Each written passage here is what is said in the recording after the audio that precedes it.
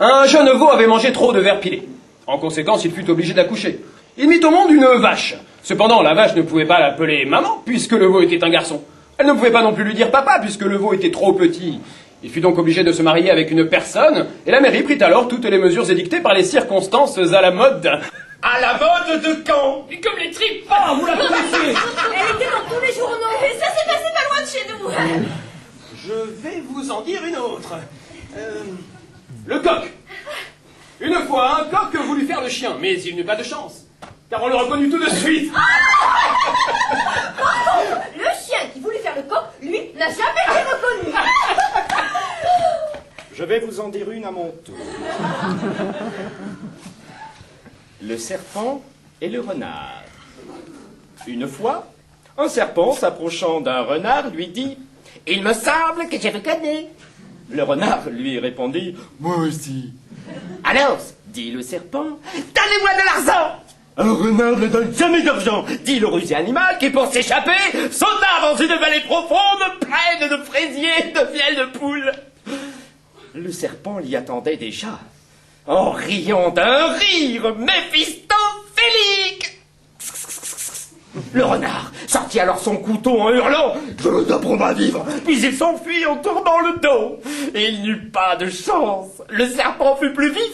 Et d'un coup de poing bien choisi, il frappa le renard au plein front qui se brisa en 1000 morceaux tout en s'écriant « Non, non, 4 fois non, je ne suis pas ta fille !» C'est intéressant. C'est pas mal. Oh, mes félicitations. Pas fameuse. Et puis je la connaissais. C'est terrible. Mais ça n'a pas été vrai. Mais si, malheureusement. C'est votre tour, madame. Je n'en connais qu'une. Je vais vous la dire. Elle s'intitule Le bouquet. Ma femme a toujours été romantique. Ah, c'est une véritable anglaise. Voilà. Un jour, un fiancé apporta un bouquet de fleurs à sa fiancée, qui lui dit merci. Mais avant qu'elle lui dît merci, lui reprit le bouquet de fleurs qu'il lui avait donné pour lui donner une leçon en lui disant « Je les reprends ». Il lui dit au revoir en les reprenant, en s'éloignant, par-ci, par-là. Non. Jean. Mais vous avez une femme, monsieur Smith, dont tout le monde est jaloux. C'est vrai. Ma femme est l'intelligence même. Elle est même beaucoup plus intelligente que moi. En tout cas, elle est beaucoup plus féminine. On le dit. Encore une, monsieur le capitaine. Oh non, il est trop tard. Dites quand même, hein. Ah, je suis trop fatigué. Rendez-nous ce service. Non, vous en prie. Vous avez affaire de glace. Nous sommes sur des charbons ardents. Je vous en supplie. Soit. Il accepte. Il va encore nous embêter. Zut. Pas de chance. J'ai été trop polie. Le rhume.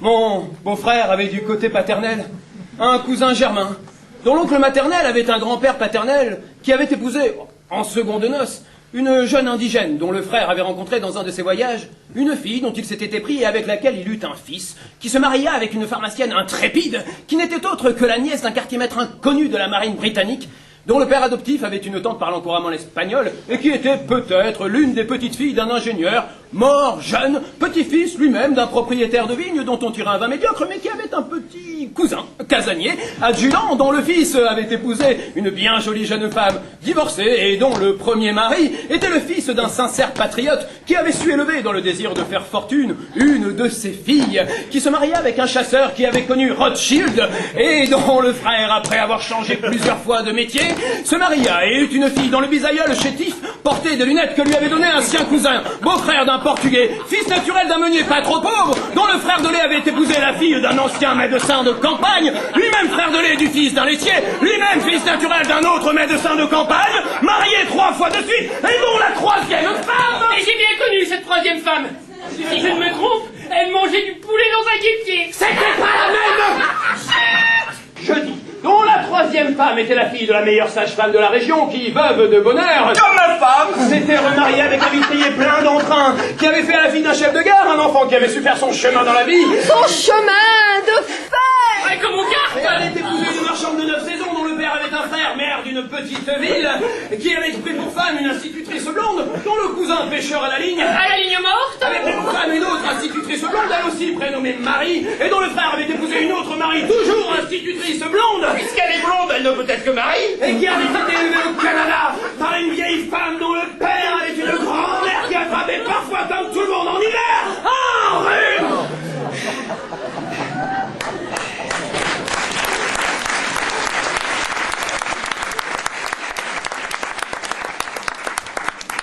Quelle curieuse histoire!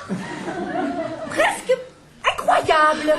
Et quand on s'enrhume, il faut prendre des rubans. C'est une précaution inutile, mais absolument nécessaire. Monsieur le capitaine, je n'ai pas très bien compris votre histoire. À la fin, quand on arrive à la grand-mère du prêtre, on s'empêtre. À toujours. On s'empêtre entre les pattes du prêtre. Oh, recommencez, monsieur le capitaine! Tout le monde vous le demande! Je ne sais pas si je vais pouvoir. Je suis en mission de service. Cela dépend de l'heure qu'il est. Nous n'avons pas l'heure chez nous. Et la pendule? Elle marche mal. Elle a l'esprit de contradiction.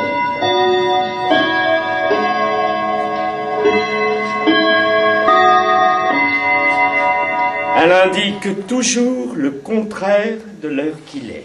Madame, monsieur, Que venez-vous faire ici? que madame et monsieur m'excusent, et ces dames et messieurs aussi, je voudrais à mon tour vous dire une anecdote. Qu'est-ce qu'elle dit? Je crois que la bonne de nos amis est devenue folle. Elle veut dire elle aussi une anecdote. Mais pour qui se prend-elle? Oh! De quoi vous mêlez-vous? Vous êtes vraiment déplacée, Marie. Mais c'est elle! Pas possible! Vous aussi? Pas possible. Ici. Qu'est-ce que ça veut dire tout ça? Vous êtes amis. Et comment donc? Heureuse de vous revoir enfin. Non, c'est trop fort. Ici, chez nous, dans les environs de Londres. Ça n'est pas convenable. Mais c'est elle qui a éteint mes premiers feux! Je suis son petit jet d'eau. S'il en est ainsi, chers amis, ces sentiments sont explicables, humains, honorables. Et tout ce qui est humain est honorable. Je n'aime quand même pas la voir ici, parmi nous. Elle n'a pas l'éducation nécessaire. Vous avez trop de préjugés. Moi, je pense qu'une bonne, en somme, bien que cela ne me regarde pas, n'est jamais qu'une bonne. Même si elle peut faire parfois un assez bon détective. Lâchez-moi. Vous êtes attendrissants tous les deux, mais aussi un peu... Oui, c'est bien le mot. un peu trop voyants. Il y a une pudeur britannique. Excusez-moi, encore une fois, de préciser ma pensée, incomprise des étrangers, même spécialistes, et grâce à laquelle, pour m'exprimer ainsi, enfin, je ne dis pas ça pour vous. Je voulais vous raconter. Racontez rien. Oh, si. Ma petite Marie, allez gentiment regarder vos poèmes devant la glace dans la cuisine. Tiens, sans être bonne, moi aussi je lis des poèmes devant la glace. Ce matin, quand tu t'es regardé dans la glace, tu ne t'es pas vu. C'est parce que je n'étais pas encore là. Je pourrais peut-être quand même vous réciter un petit poème. Ma petite Marie, vous êtes épouvantablement têtue. Je vais vous réciter un poème, alors c'est entendu.